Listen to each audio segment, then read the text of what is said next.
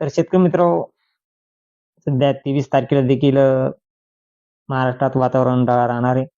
मराठवाडा तसेच नाशिक, जळगाव या भागामध्ये अंशतः वातावरण ढगाळ राहणार आहे आणि पाऊस हा कुठे पडणार. तर शेतकरी मित्र, सध्या 22, 23, 24 या तारखांना मराठवाडा, नाशिक या भागामध्ये ढगाळ वातावरण राहील आणि थंडीमध्ये देखील वाढ राहील. आणि तसे पाहिलं असता शेतकरी मित्र, 31 डिसेंबर पर्यंत थंडीमध्ये वाढ राहणार आहे आणि जानेवारी महिन्यामध्ये 2026 या नवीन वर्षी कोठे पावसाचा अंदाज आहे. तसेच 29 आणि 30 तारखेला देखील वातावरण महाराष्ट्रात ढगाळ राहण्याची शक्यता आहे अंशतः. तसेच शेतकरी मित्र, 2026 1 जानेवारी पासून पाऊस कुठे राहणार. पाऊस हा शेतकरी मित्र कर्नाटक तसेच चेन्नई, केरळ या भागामध्ये पाऊस राहणार आहे आणि याचा परिणाम महाराष्ट्रात काय होणार आहे. तर शेतकरी मित्र, कांदा उत्पादक शेतकरी असतील, याचा फटका कांदा उत्पादक शेतकऱ्यांना थोडाफार बसण्याची शक्यता आहे.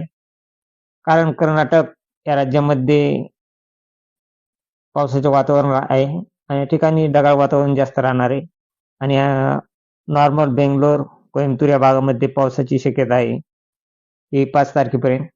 त्यामुळं महाराष्ट्रातील कांदा उत्पादक शेतकऱ्यासाठी थोडी चिंताजनक बाब म्हणजे कांद्याचे दर हे थोडेफार कमी जास्त होण्याचा अंदाज असतो त्या ठिकाणी पाऊस असल्यामुळे. आणि महाराष्ट्रात इतर जिल्ह्यांमध्ये पहिला असता 1 जानेवारी 2026 1 जानेवारी पासून 5 जानेवारी पर्यंत कसल्याच प्रकारे वातावरण ढगाळ देखील राहण्याची सध्या खूप कमी शक्यता आहे. फक्त सोलापूर साईडलाच वातावरण ढगाळ राहणार आहे आणि थंडीमध्ये 1 जानेवारी पासून परत वाढ होण्याची दाट शक्यता आहे. तर शेतकरी मित्र, 31 डिसेंबर पर्यंत थंडी तर राहणारच आहे, परंतु 28, 29 आणि 31 डिसेंबर या दरम्यान थोडे थंडीचे प्रमाण नॉर्मल कमी होऊ शकते. परंतु परत 1 जानेवारी पासून 2026 1 जानेवारी पासून परत महाराष्ट्रात थंडीचे वातावरण जास्त राहणार आहे. ही थंडी नाशिक तसेच सांगली, सोलापूर, कोल्हापूर, पुणे तसेच पूर्ण मराठवाडा या भागामध्ये 6 अंश ते 7 अंश सेल्सिअस तापमान हे सध्या तरी 5 जानेवारीपर्यंत राहण्याची शक्यता आहे.